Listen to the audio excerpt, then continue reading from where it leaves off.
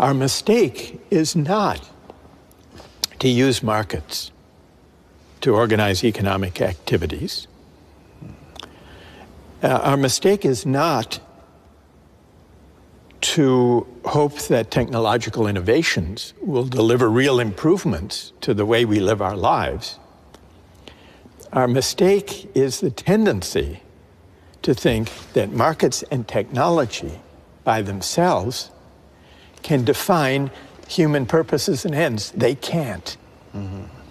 And when we put too much faith in them, when they become a kind of faith, almost a kind of religious faith, markets and technology, then we're bound to be disappointed. And when the disappointment comes, the disappointment may take harsh, dangerous forms.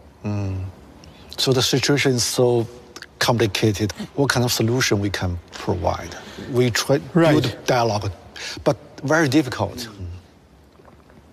I think we need to focus less on arming people for meritocratic competition and focus more on contending with inequalities of income and wealth, but also inequalities of honor, recognition, and esteem. And this means we have to renew the dignity of work. We have to broaden our conception about what counts as a valuable contribution to the common good. And we need the kind of class-mixing institutions in civil society that will lead us to encounter one another, to be in one another's presence, not only on our phones, all the more so when our societies are divided and polarized, because the people we encounter tend to be people only like ourselves. We need to overcome that. Mm-hmm. But every solution, every theory always has its own flaw. Yeah. So how about your solution? Your attack the meritocracy, but maybe your theory, your book still has kind of flaw. Maybe you must overcome what kind of flaw it is. Right. Yeah. Well, what flaws have you identified? Let's start with that. I don't know. Maybe too idealistic. Too idealistic? Yeah. You think so? I don't know. That what I've just suggested is really too much to hope for. Mm-hmm. I don't think that reducing inequality and renewing the dignity of work and creating a greater equality of condition and recognition will happen anytime soon. They're not easy projects to undertake. So I want to be realistic about that. But do you think, should philosophy be more responsible for the historical consequence or not? The idea and the reality, Russell, Hegel. Yeah. They talk about inequality, talk about the virtue, but the consequence may be this one. Yes. Yeah, extreme opposite. Yes. How to see the paradox?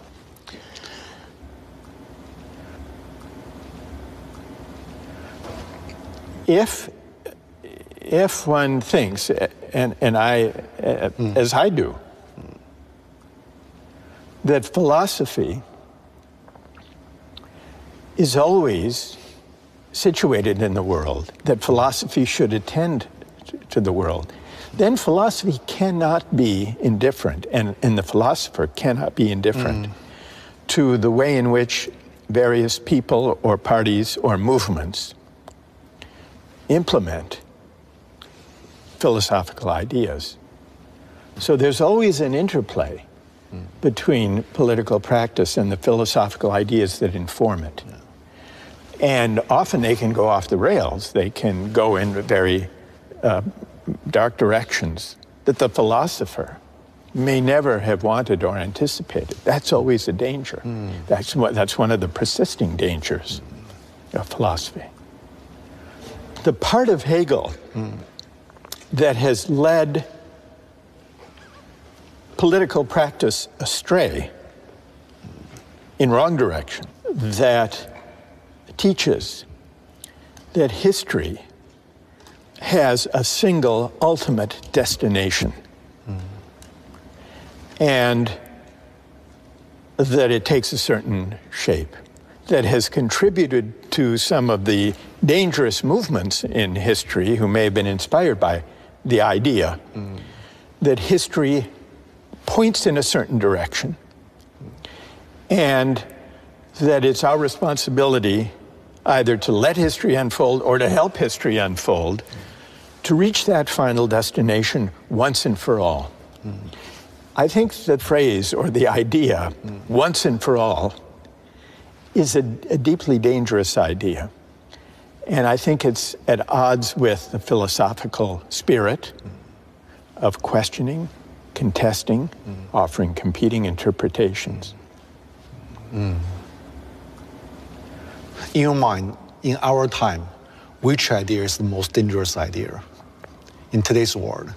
I would say that the forces today that are most dangerous are the versions of religious fundamentalism or of hyper-nationalism or of ideological purity that all draw in one way or another on the idea that moral truths and human truths are singular, that there's only one way of interpreting our past, there's only one historical end or destination, there's only one true way of interpreting religious and spiritual traditions.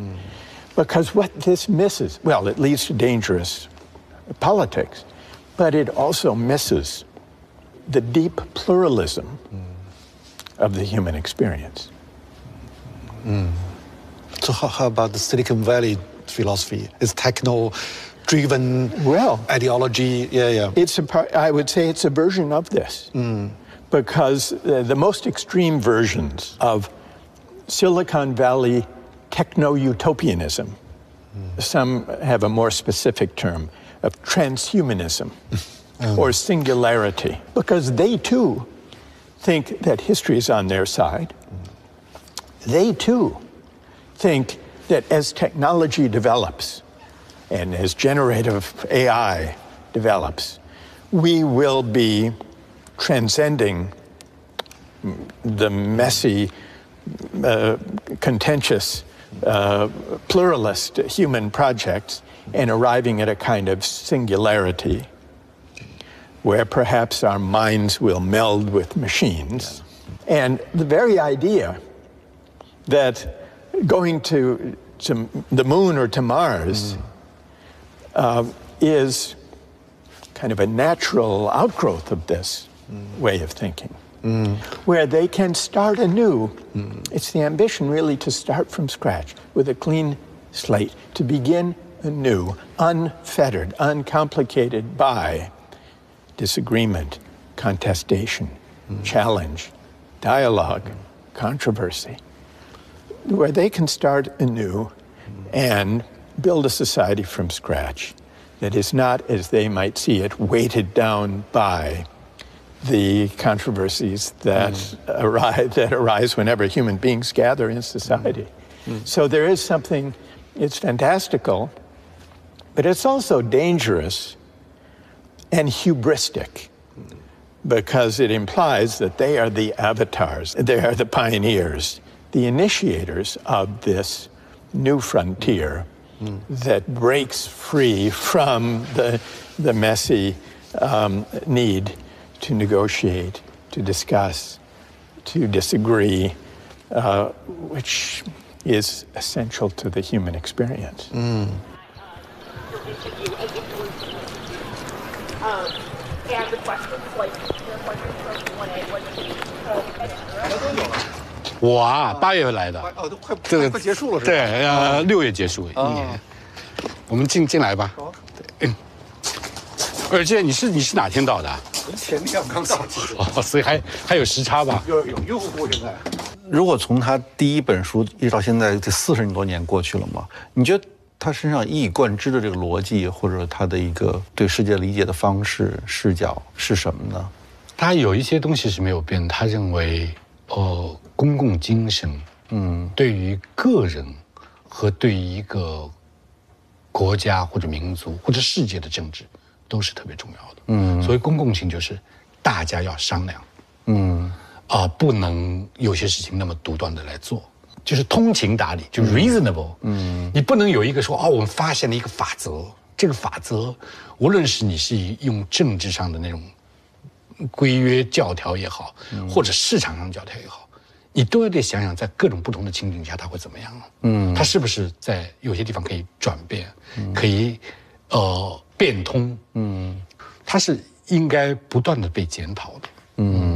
但我们的教育特别容易给我们这种思维方式，对，像绝对主义和相对主义这样的问题，你没有办法用一个完全的论述来给出一个好的答案。但是只要我们回到生活的场景里、情景里，更好的方式总是有可能的。那么就让我们去找那个更好的方式。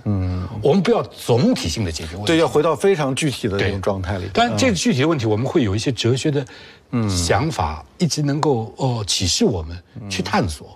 大家相互讨论啊，理性的推论啊，它是一套生活方式。如果真的有这套生活方式，让我们寻求更好的办法，总是有可能的。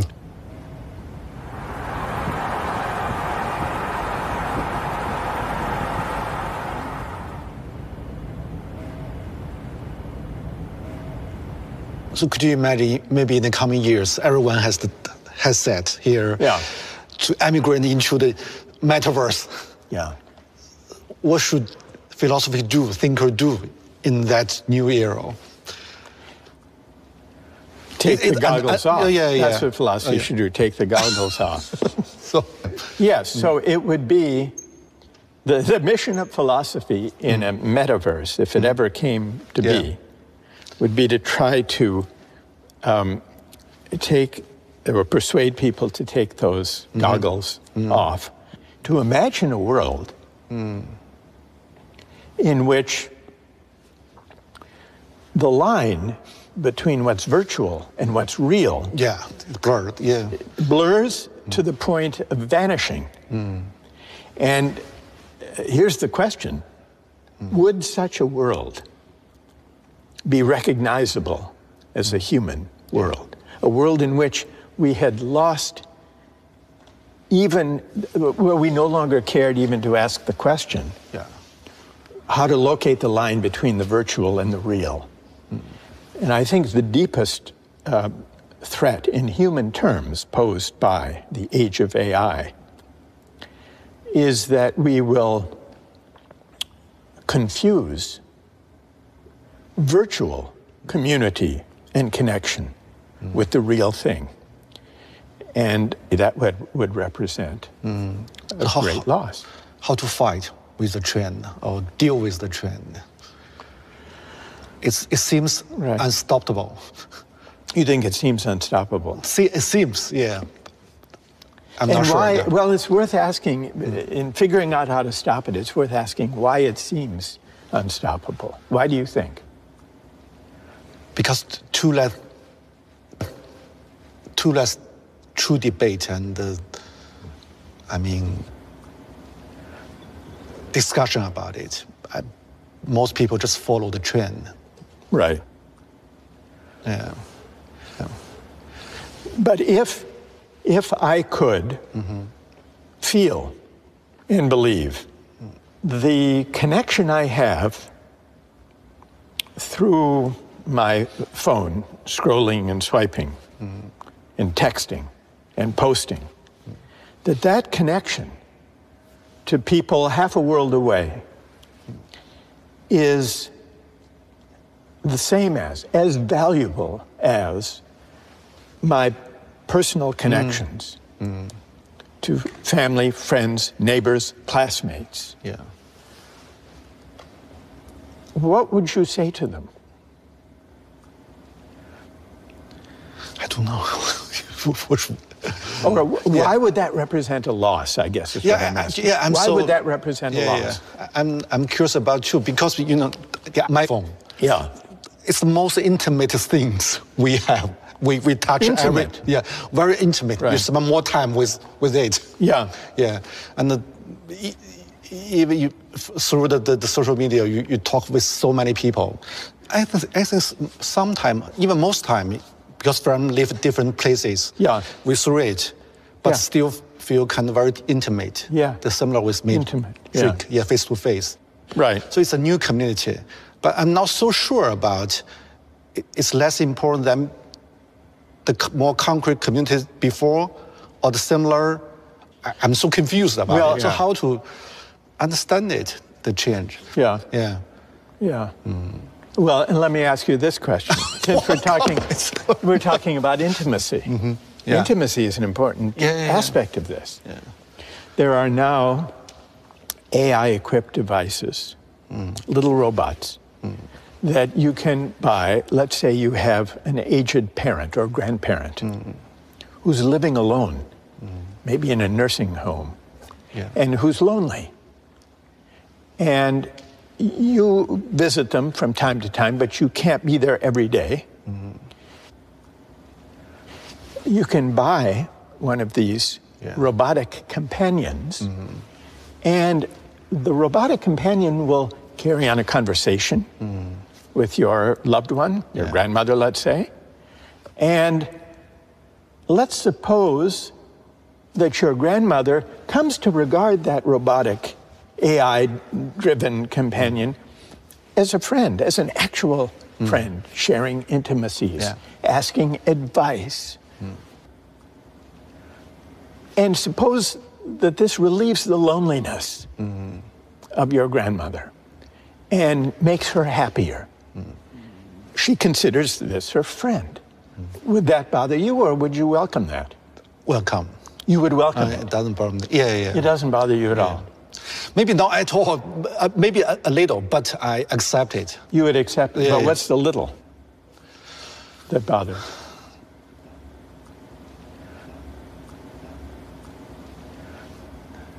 Maybe just because it's a new thing and needs some time and space to understand it, accept it. But if you are this goes back to what we were discussing about the virtual and the actual and the real. Now, your grandmother no longer recognizes, we're assuming, the difference between a robotic friend and an actual friend. That doesn't bother you. Do you think there's a loss?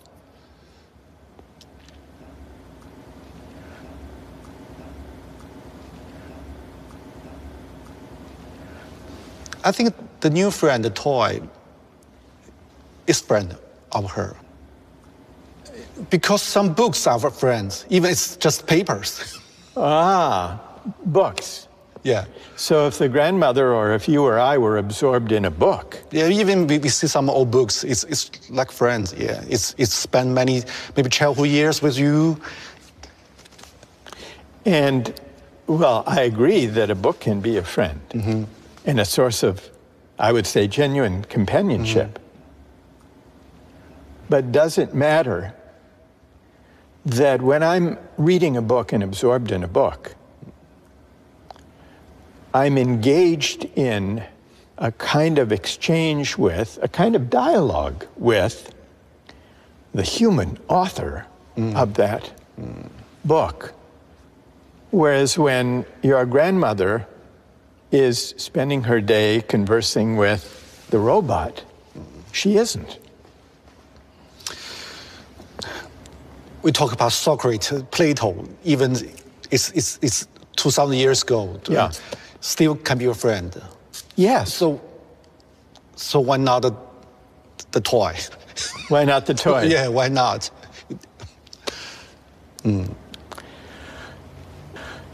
Because it's a machine. Yeah. Because can it engage in dialogue? We've been talking a lot about dialogue. Yeah. Or put it this way, take a simple example. When maybe the toy speak like Socrates.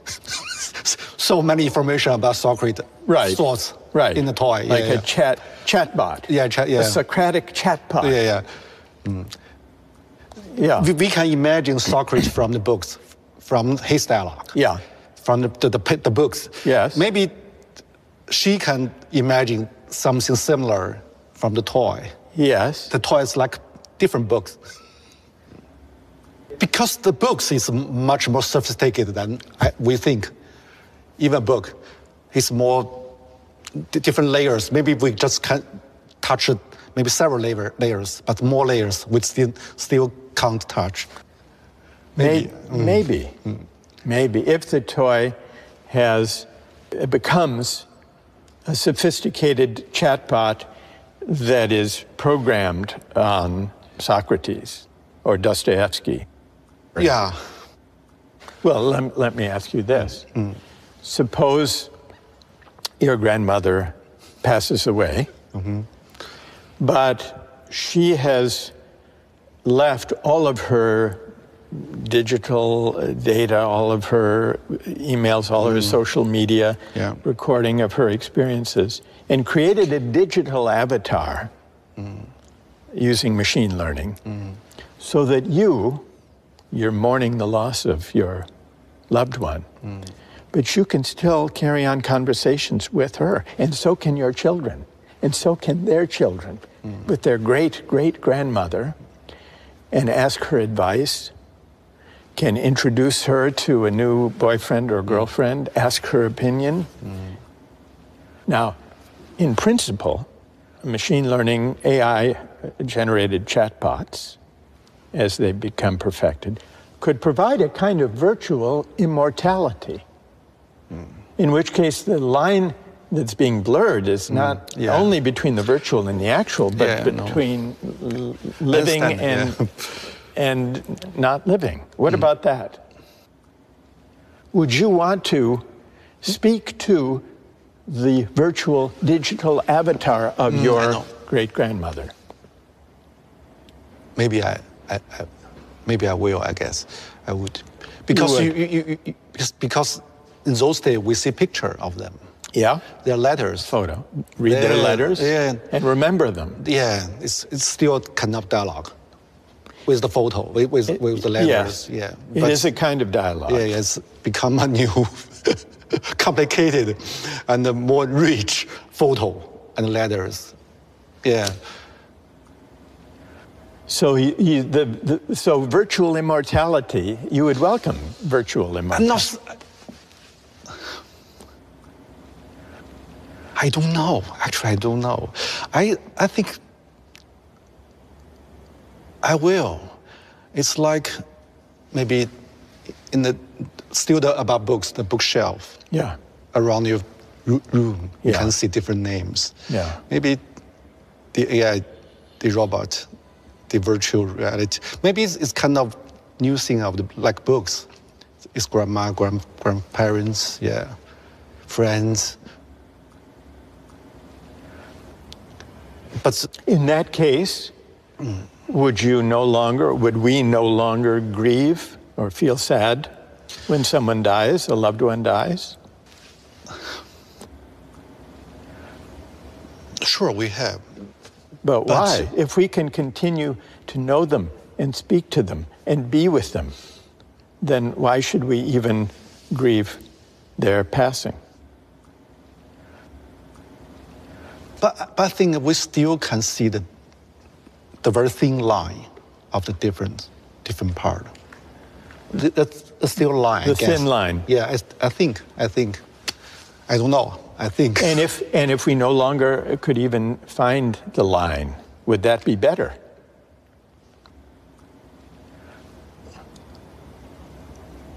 Or worse? No, I don't think so. It wouldn't be better. I don't think so. Because?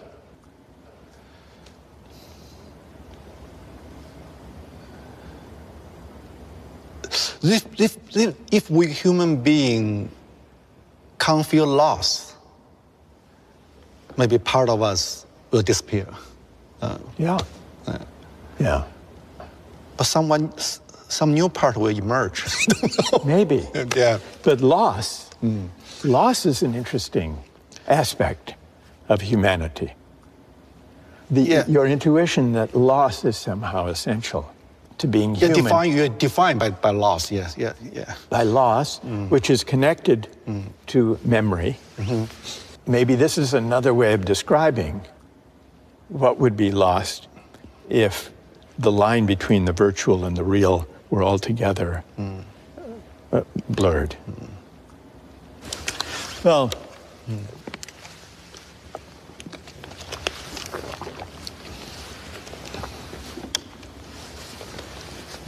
so what can we do? So, what's your choice? The same question. What's your choice? I think there would be a loss. Will you accept it? I mean, but would I go to speak to the virtual avatar of my grandmother? Maybe as a curiosity to see how the machine worked, but not thinking that this was being in the presence of my grandmother. In fact, the idea of human presence and why it matters is one of the most important questions posed by new technologies and AI. It's another way of asking the questions we've been discussing just now. What is there about human presence that matters? I've thought about this in connection with teaching because, as you know, we did an experiment some years ago and filmed and put the justice class online. Yeah. And we did it as an experiment. We did it to show that higher education should be a public resource, not just a private privilege. We had no idea what would come of it. We certainly didn't imagine that tens of millions of people would want to watch it, which is what happened, to watch lectures about philosophy. But it did raise the question then about what am I doing here in Sanders Theater at Harvard? If people can watch online, is there a difference between attending a class or a discussion or a dialogue virtually, online, and in person? And now it may depend on the subject. Some of my colleagues have made attendance at their lectures optional if they have video recorded ones. They say, well, you can watch it and get the content. You can learn the information from the lecture sitting at home in your pajamas in bed, as well as sitting in the classroom. I don't see it that way, at least for my subject, because being here, sitting here and listening and engaging and wondering and puzzling and laughing and responding, I see that as something that is very difficult to replicate digitally. And yet, I'm interested in doing more and more experiments to see if we can create platforms for public discourse and dialogue, including global public discourse. I think we should explore that, in part because if we don't do it deliberately, then this entire technological apparatus and social media will simply be what we have today, which is a highly polarizing, mind-numbing, commercially driven form of communication that takes us further and further away from a healthy civic life. So I want to do experiments to create platforms for global discussion. Using the internet, using new technologies. But I don't think it will ever be possible fully to replace the human presence that learning at its best and dialogue at its best requires. But do you think that's just a traditional old-fashioned view, maybe? I agree. I totally agree with that? But but it's paradox because